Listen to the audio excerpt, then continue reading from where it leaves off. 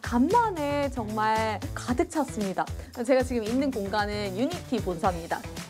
유니티 같은 경우에도 디지털 휴먼도 보니까 야하하라는 핀란드 업체가 있었어요. 제가 에픽게임즈에서 봤던 거는 여전히 메타버스가 좀 힘이 있더라고요. 그래서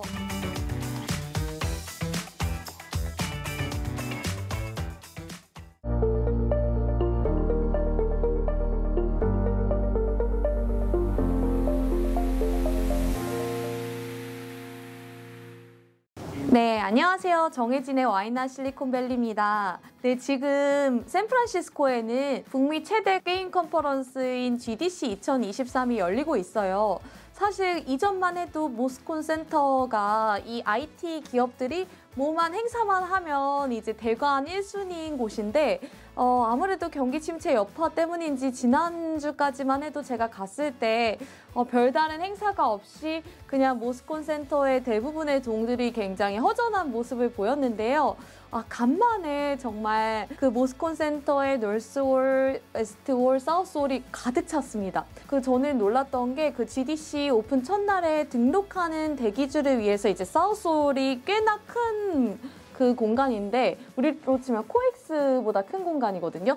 그런데 이거를 3바퀴를 돌 정도로 굉장히 많은 참가자가 몰려들어서 등록하는데 막 3시간이나 걸렸다고 해요. 그래서 19년 팬데믹 이전에 이제 GDC에 참석했던 분들도 하는 말씀이 그때 수준으로 참가자가 많았다 이렇게 말을 하더라고요. 그래서 참가자들이 한 24,000명들이 모였고요.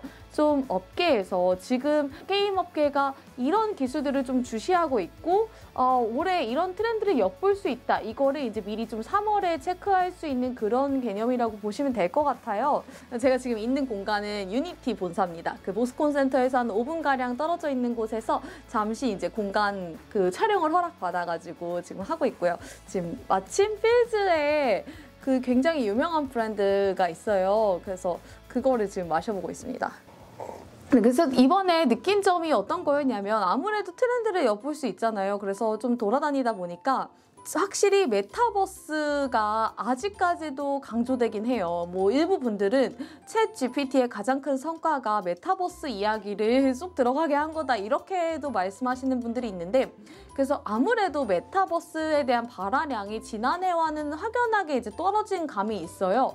그럼에도 확실히 AR, VR 기기들을 비롯해서 그 가상현실, 증강현실에서 얼마나 실감나게 이제 이용자들이 느끼게 하느냐 이런 건 여전히 포인트였는데요. 여기에 더해서 이제 생성형 AI가 만났다 보니까 좀 더 다채로워진 느낌을 받습니다. 그래서 이를테면 좀 이런 부분들이 눈에 띄었어요. 유니티 같은 경우에도 이제 최근 들어서 디지털 휴먼 제작사들을 많이 이제 인수를 했어요. 뭐 지바 다이나믹스라든지 계속해서 인수를 하고 또 피터 잭슨, 우리 아바타로 유명한 피터 잭슨 감독이 운영하는 제작사인 웨타 디지털도 이제 2021년 말에 인수를 했다 보니까 이제 그 전에 확실히 이제 AI 분야에서 잘하고 있던 부분이 이제 생성형 AI 붐을 타면서 이제 좀 이것이 본격적으로 발화하는 그런 모습을 보이더라고요.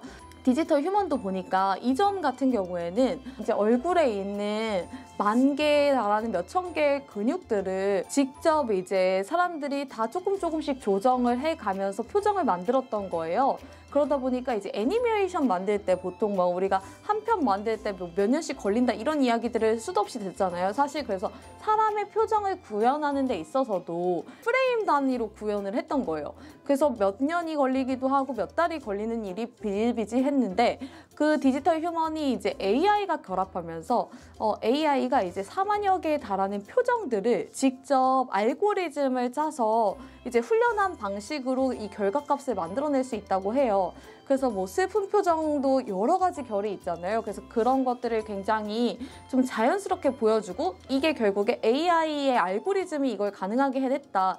그래서 이제 생성형 AI가 본격적으로 디지털 휴먼에도 적용된 모습을 보였습니다.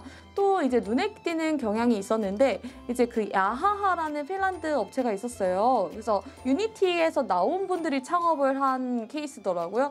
근데 여기도 가보니까 이제 유저 크리에이트 콘텐츠가 굉장히 더 일반화가 된 모습을 보였습니다. 이것도 역시 생성형 AI가 있기 때문에 가능한데요. 그 게임의 어떤 배경들을 주어주고 나면은 그 AI가 디지털 에셋, 그 게임 요소들을 이제 생성을 미리 해놓은 것들을 유저가 자연스럽게 갖다가 쓸 수 있는 거예요.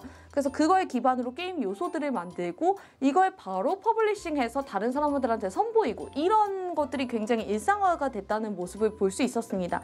야하에서 내놓는 말이 기존의 UGC, 유저 제너레이트 컨텐츠였다면 이제는 AI 제너레이트 컨텐츠로 AIGC로 가고 있는데 여기 이제 생성형 AI가 정말 큰 역할을 할 거다 이런 이야기들을 했습니다. 그래서 생성형 AI가 좀 메타버스에 어떤 이렇게 추가적인 색을 더입히고 있다는 것들을 많이 확인할 수 있었고요. 아까 말씀드린 것처럼 또 동시에 이제 에디팅을 한다거나 그래서 나만의 게임을 빌드해서 이걸 바로 퍼블리싱 할 수 있는 그런 것들도 요새 이제 하나의 트렌드가 되고 있는 걸로 보여요. 또 제가 에픽 게임즈에서 봤던 거는 언리얼 엔진 있잖아요. 거기에서도 이제 그 게임을 만드는 에디터 그 서비스가 있는데 이것을 동시에 30명 정도가 다 다른 기기를 통해서 30명이 동시에 수정을 할 수 있다고 해요. 그래서 이걸 가지고 또 퍼블리싱을 합니다. 그래서 인기 게임 포트나이트의 경우에는 각자가 만든 버전을 퍼블리싱해서 내놓으면 그거를 이제 유저가 이용하고 즐기는 그 비율에 따라서 또 수익으로 환산을 하기도 한다고 해요. 그래서 확실히 이 공동 창작, 개인 창작 그리고 여기에서도 AI의 도움이 결합돼서 유저 크리에이트 콘텐츠가 본격적으로 확장이 되고 있다 이런 느낌들을 받았습니다. 그리고 또 마지막으로 여전히 메타버스가 좀 힘이 있더라고요. 그래서 이번에 이제 메타가 지난해 내놓은 퀘스트 프로를 체험할 일이 있었어요. 펜싱 게임을 했었는데요. 이제 2명씩 짝을 지어서 체험을 하게 하더라고요. 그래서 저는 오른쪽 공간에 들어갔고 저와 같이 게임을 한 상대방은 왼쪽 공간에 들어갔는데 저는 예상보다 깜짝 놀랐던 부분이 이제 저희의 대화가 실시간으로 들리면서 둘의 그 창이 닿잖아요. 그러면 사실 이 창은 없는 거잖아요. 가상인데 이 창이 닿았을 때 그 손끝에 찌르르르 하는 감각이 있어서 마치 제가 진짜 펜싱을 하는 것처럼 펜싱이 굉장히 예민한 부분이잖아요. 그래서 어떤 몸에 닿았을 때 그 센서가 울리는 그런 건데 이제 이 실물이 우리는 없지만 이걸 만들어낸 그 가상에서는 이제 이게 닿자마자 바로 반응을 하는 그런 게 너무 재밌어서 저와 같이 한 친구는 우루과이의 게임 개발자였는데 자기가 예상했던 모든 부분에서 이렇게 좀 배치가 됐다. 특히 그 햅틱이라고 해야 되나요? 뭔가 이렇게 같이 부딪혔을 때 반응이 일어나는 그런 부분들이 굉장히 실감났다. 이렇게 평가를 하더라고요.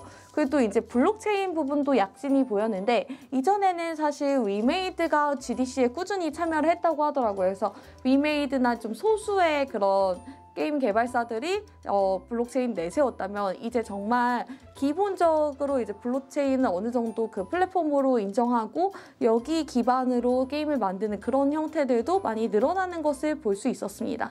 그래서 이상 GDC에서는 간만에 좀 테크업계 불어닥친 그 경기 침체를 좀 잊게 하는 정도의 그런 활발한 경향들이 보였고요. 그래서 아무래도 지금 올해는 메타버스의 생성형 AI가 고명처럼 좀 어떤 역할을 하고 있지 않는가 그렇게 볼 수 있었던 해였습니다. 또 새로운 뉴스로 찾아오겠습니다. 감사합니다. 샘플안에서 인사드립니다. 정혜진이었습니다.